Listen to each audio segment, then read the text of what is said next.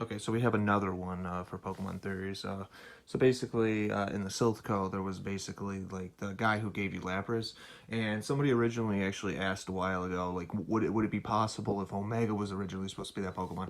And it kind of made sense because if Lapras was supposed to be a Pokemon that like maybe you could catch it somewhere else, or maybe somebody else might have gave you another one, it's very possible that instead of it being Lapras, Omega would have been that Pokemon because it would have been by the people that worked at the Silph Co. that you saved them from Team Rocket, and it was a Pokemon that was developed from the Silph Co. So it would have made sense that maybe that, or you go to the Rocket Coliseum, or the Rocket casino, and you get it. They kind of like, because if you think about it, Giovanni was stealing, as well as Team Rocket was stealing Pokemon. They were stealing technology. They were stealing from other people and laundering it, and that's what they did with the Casino. Like Porygon was made by the Silph Co, but you could only get Porygon in the Rocket Casino for like 9,999 or whatever it was before. It was ridiculous, but it was a Pokemon that was trained and it was made by the Silph Co. So basically, it was interesting how they wrote that in there.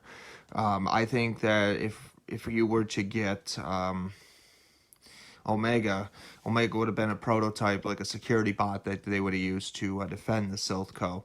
But maybe at the time it had been hijacked or it might have been overruled by somebody else, and therefore, because the Pokemon itself was basically taken advantage of, and they overturned it somehow and maybe hacked its controls and AI to override its programming. So the security bot was then useless when Team Rocket showed up. Maybe that could have been like how it would have worked, but maybe not so much though.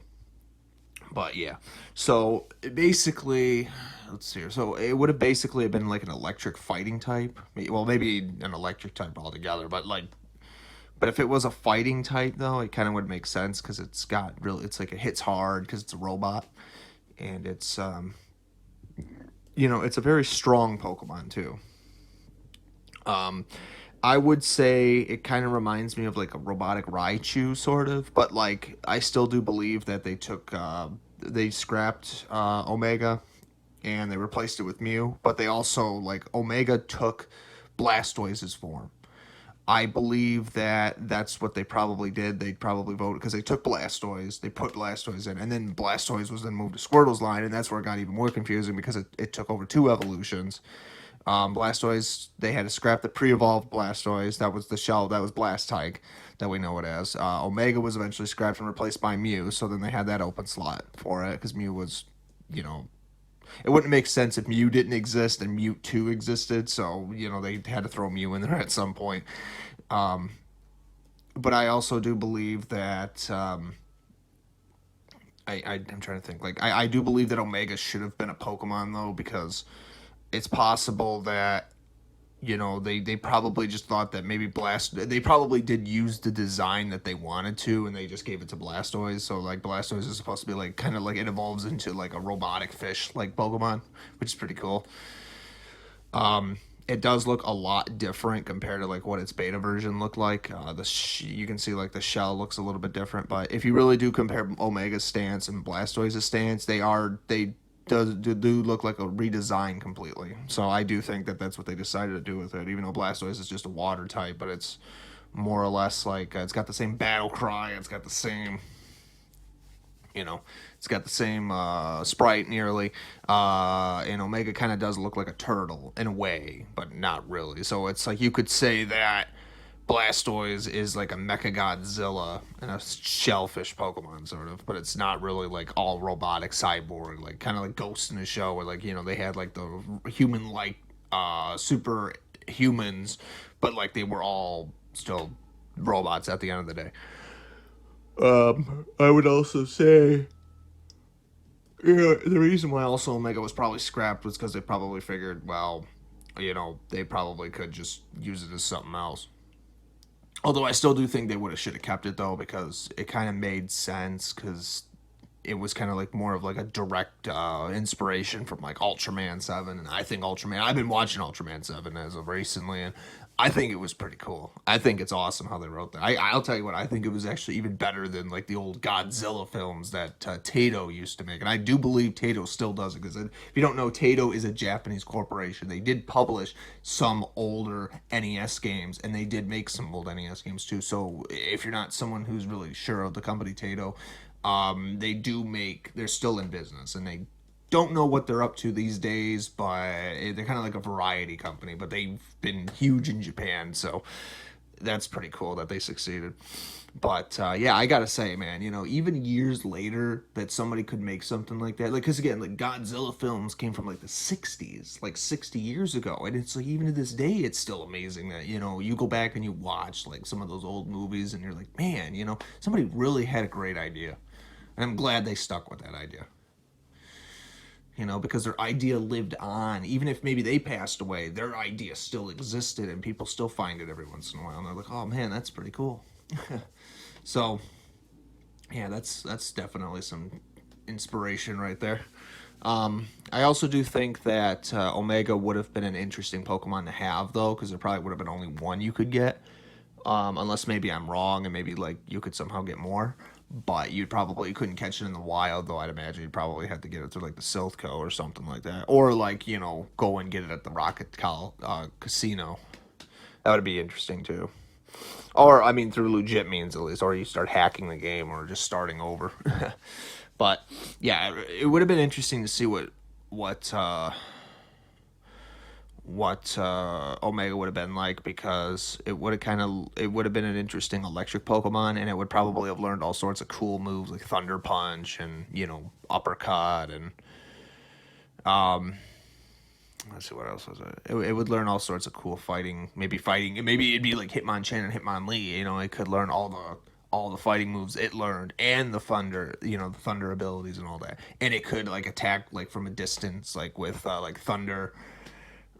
Like Thunderbolt, Thunder, you know what I mean? Like it would learn so many variety moves that maybe it's like they probably figured, well, every Pokemon can only learn 4 moves, but if you can get like 2 of them, you could probably learn like, have one learn this and the other learn that set of moves. It's just crazy, like I could see it being a Pokemon that could have had like a lot of potential, and then they turned it into something else instead due to cartridge limitations.